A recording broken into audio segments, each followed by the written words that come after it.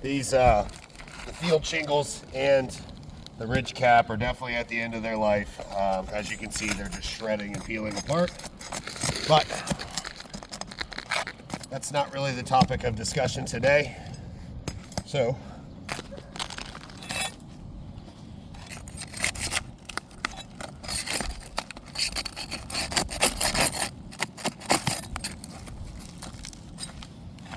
all right, so now we've got the hips starting to pull up.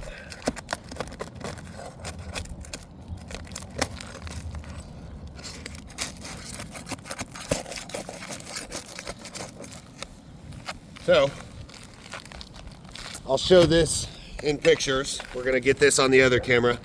As you can see, these shingles from the front slope actually overlap and are nailed into the back slope. So we're gonna start pulling some of those. I'm gonna pull up a couple more ridge.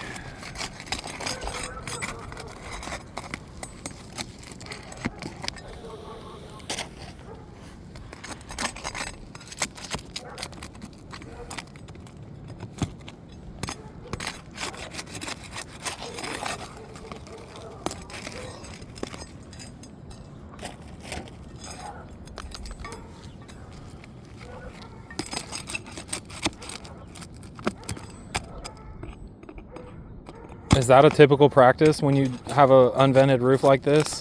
Yeah, so you can tell this roof has been installed correctly, but now we're gonna dig in and we're gonna pull, I gotta pull a couple more ridge cap to get this full shingle off.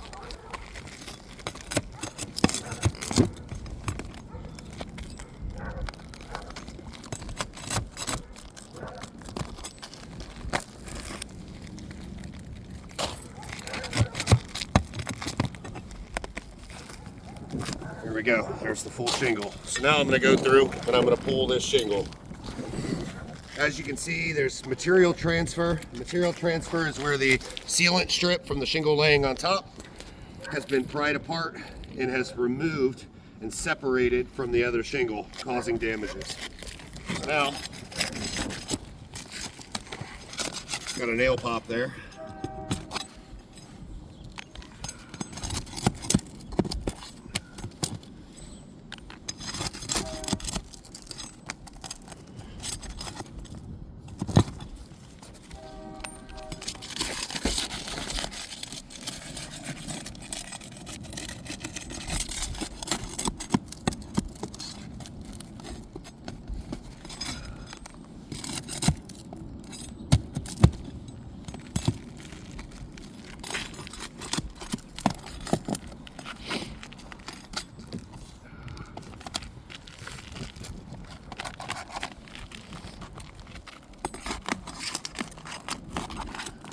It's actually adhered to the shingles on the back slope. There. And this Now, this shingle is starting to overlap and come over across the peak. I'm gonna pull another shingle from down here. We gotta get to the underlayment and see how this system is currently installed. Because when we build this roof or replace this slope, we want to make sure that we follow manufacturer specifications when it comes to proper install per the manufacturer.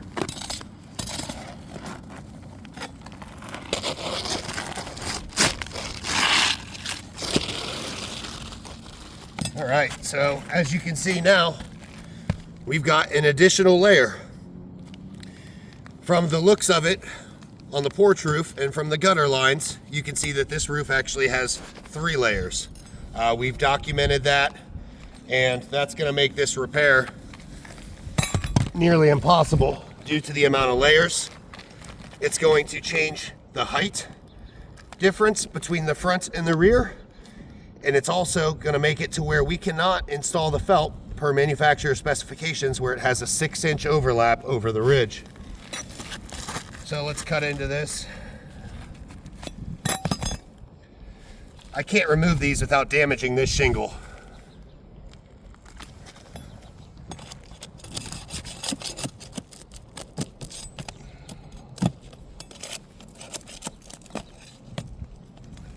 This shingle is actually nailed into the other slope.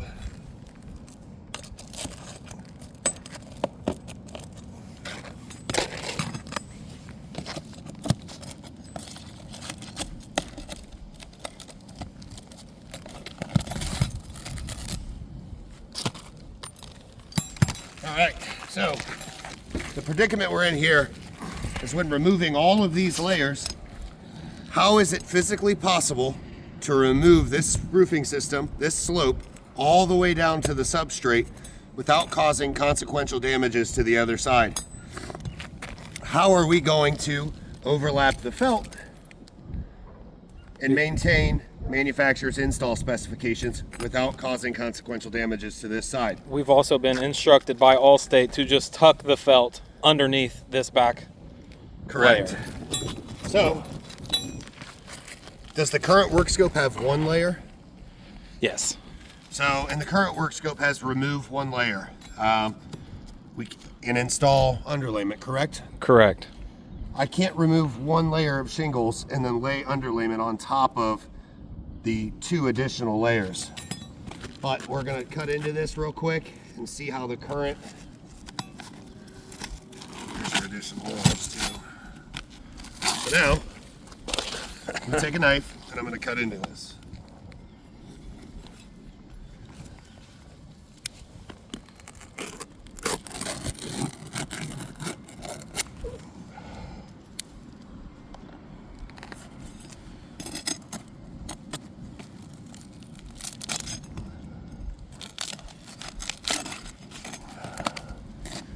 As you can see,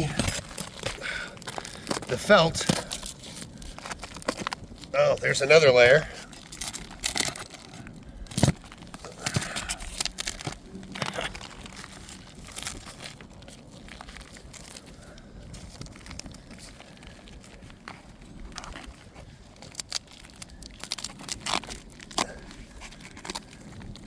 The felt overlaps the ridge, so I'm going to bring this over.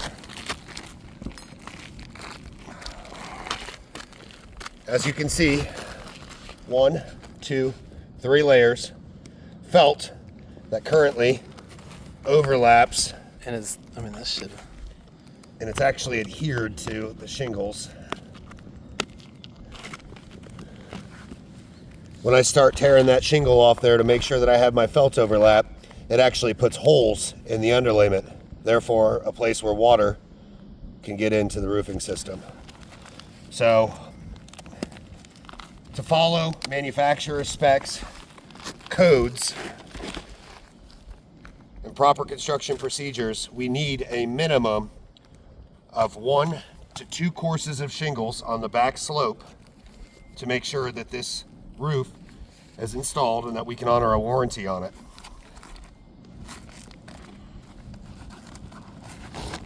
Thank you.